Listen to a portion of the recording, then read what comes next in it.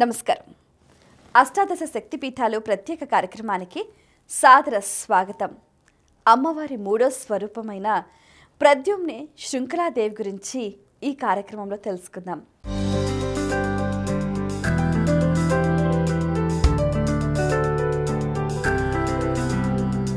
ప్రద్యుమ్నే వంగరాజ్యాయాం శృంఖలా నామభూషితే విశ్వసమ్మోహితే దేవి శృంఖలా బంధనాశిని.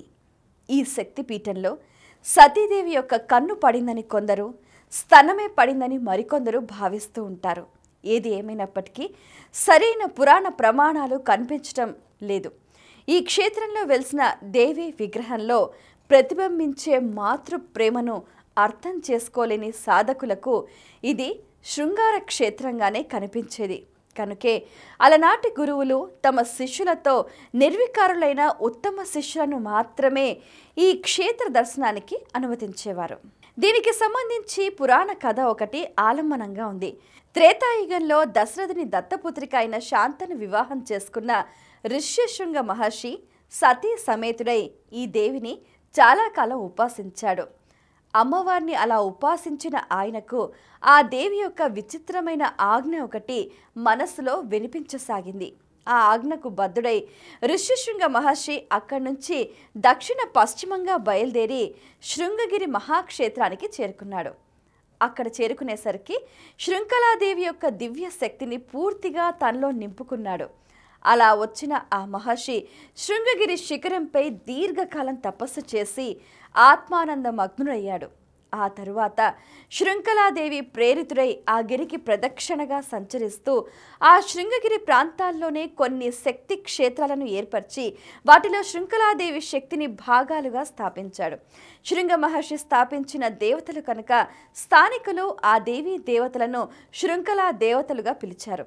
ఆ తరువాత 2 యుగాలు దాటాక 3వ యుగంలో అంటే కలియుగంలో 3000 ఏళ్లు గడిచాక ఆది శంకరాచార్యుల వారు శారదాదేవిని మహిష్మతి నగరం నుంచి తీసుకొస్తూ శృంగగిరి ప్రాంతానికి చేరుకునేసరికి అక్కడ గల శక్తి తరంగాలకు ముగ్ధులయ్యారు. శారదాదేవి కూడా ఆ స్థానాన్ని మెచ్చి అక్కడే నిలిచి వేద ధర్మ రక్షణ చేయాలని భావించింది. అలా ఇద్దరి భావనలు ఏకమై శృంఖలా క్షేత్రాల ప్రాంతంలోనే శారదాదేవి శారదా పీఠంగా నిలబడిపోయింది. దీనిని బట్టి క్షేత్రానికి ఆ క్షేత్రంలో నెలకొన్న శక్తికి రెండింటికి సమానమైన ప్రాధాన్యత ఉందని తెలుస్తోంది.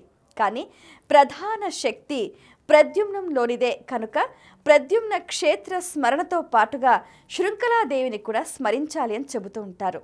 ప్రద్యుమ్న దేశం ప్రస్తుతం పశ్చిమ బెంగాల్లోని హూగ్లీ జిల్లా ప్రాంతమని పండితులు చెబుతూ ఉంటారు.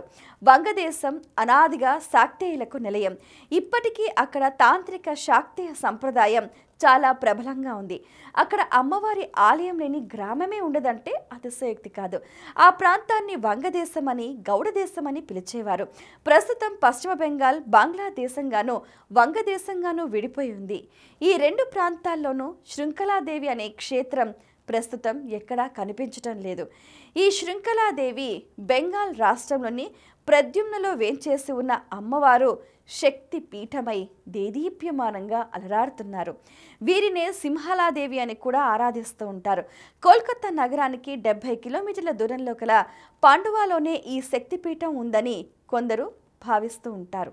సాగర సంగమంలో గంగానది ప్రవేశించే గంగాసాగర్లో ఉన్న ఆదినాథ క్షేత్రమే శృంఖలాదేవి శక్తిపీఠమని కొందరు చెబుతూ ఉంటారు. అలాగే గుజరాత్ రాష్ట్రంలోని జునాగఢ సమీపంలో ఉన్న అంబాజీ అమ్మవారిని కూడా శృంఖలాదేవి శక్తిపీఠం అని కూడా వ్యవహరిస్తూ ఉంటారు. ఈ క్రమంలో ప్రద్యుమ్నలో వేంచేసి ఉన్న ఆ శృంఖలాదేవి అమ్మవారి కరుణా కటాక్ష వీక్షణాలు ప్రతి ఒక్కరికి ఉండాలని మనస్ఫూర్తిగా ఆకాంక్షిస్తున్నాం. సెలవు.